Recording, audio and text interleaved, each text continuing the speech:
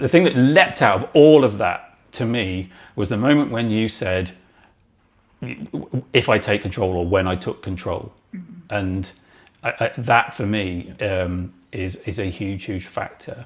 So I was wondering if we could just kind of dive into that a little bit more. So thinking about that then, what would you say was you taking control? What happened then? What did you do that you weren't doing before?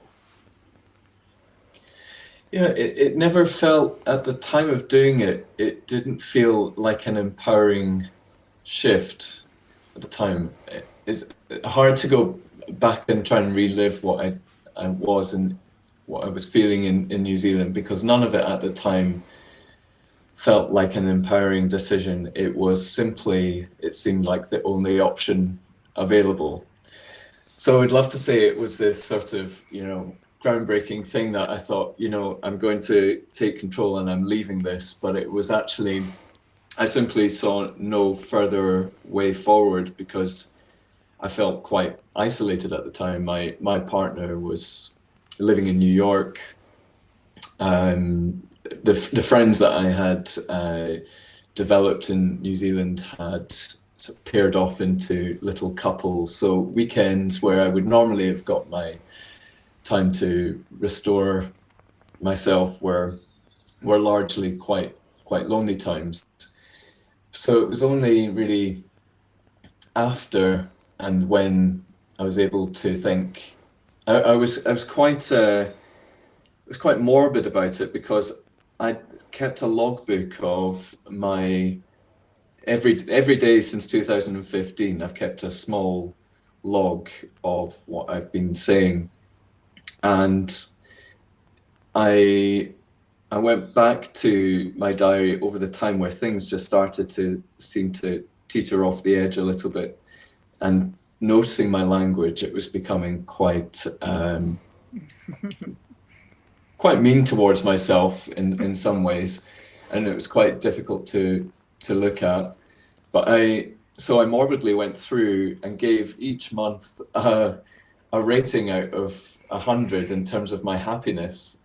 And the time where I thought, it was in January where things just suddenly, for some inexplicable reason, got out of control. I was actually able to go back further than that and realize that, as I was saying, the nettle stings, the problems with going to a close person's funeral and things I hadn't appreciated as proper nettle stings at the time, and things that I thought I was coping well with at the time, were really actually affect me more than I thought they were. But actually then being able to be forgiving and seeing how the fact that my happiness levels were kind of essentially from 2015 waxing and waning at many different points, and the points where they'd be waning were the points where I just thought I had to keep going at one particular pace to deal with it. Yeah. So the empowering, the feeling of empowerment came from the feeling of being a bit more mindful of how I work and how I respond or don't respond well to difficult life stressors. And now I feel like I've got a better handle to optimize the nettle stings that will always arise, but be able to say, no, right, I need to slow down. I need to take a long walk. I need to listen to an audio book which is positive and kind of removes my, perhaps what's initially quite negative language. And Ross, you've given us almost like a potted history there of genuinely some of the most fantastic insights and techniques that it's possible to do on yourself, as a kind of lone practitioner almost. I think that resource that you built for yourself of evidence, of words and language that you were able to look back afterwards is, I don't know anyone who has had as rich a resource, a consistent thing to go back and draw their own insights from that from. I think the very fact of the consistency and discipline of doing that, and then choosing to be analytical about it and, like I say, assign a score kind of thing.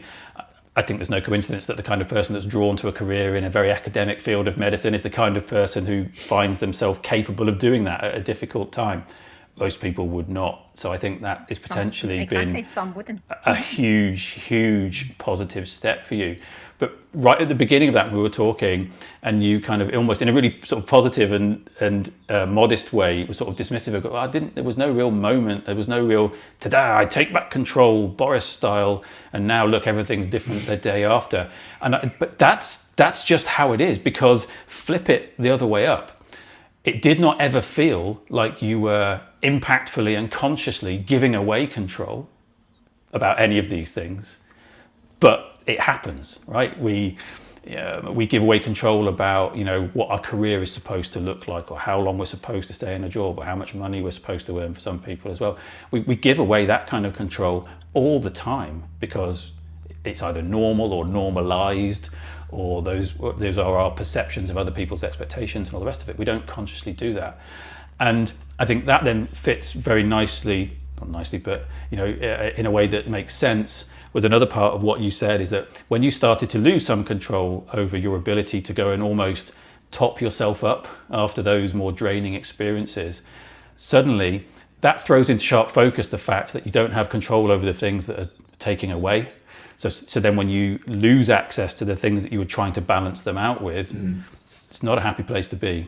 And I think, unfortunately, it often takes that. It often takes, maybe if it's losing a partner, or not having time for a hobby anymore, or, falling out of love with something that used to be a bit restorative or take your mind off things. And suddenly you realize all this other crap that we're putting up with.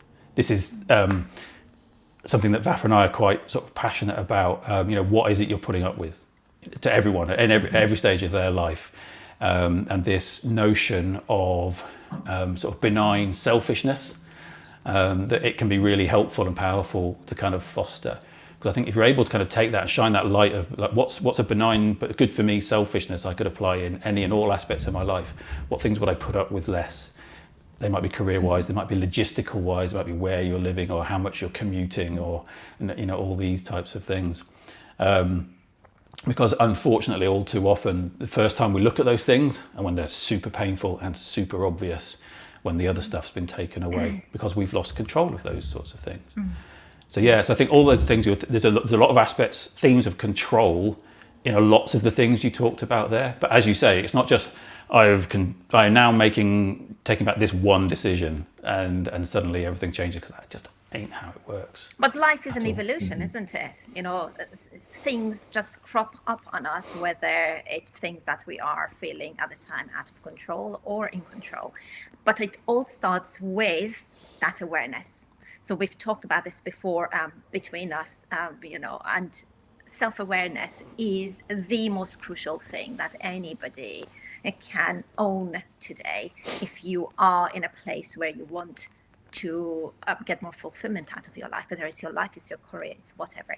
It's knowing the state that you're in now and how to manage that state. And that's the most important thing for me. You were understanding how you were feeling, you were owning the feelings and saying, something, this isn't good enough, let's just change those. How can I take steps towards changing those?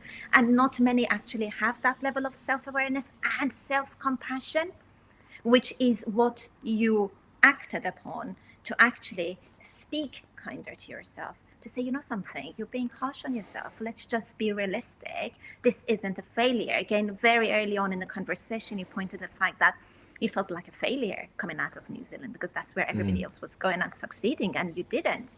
But it felt like a failure for what reason? Where were you in your life, in your mind, in the way things worked out for you when you were in New Zealand? And there's a lesson in all of these for us. It's not a failure per se. What did you learn from it coming out of that? It just didn't work for you. Just because it's worked for other people doesn't mean it should work for you. And then you just deem it as a failure to you. So it's again being aware of all of those little nuances, that I'm different. My superpowers are very, very different to somebody else's. Just because this has worked for them, it won't work for me.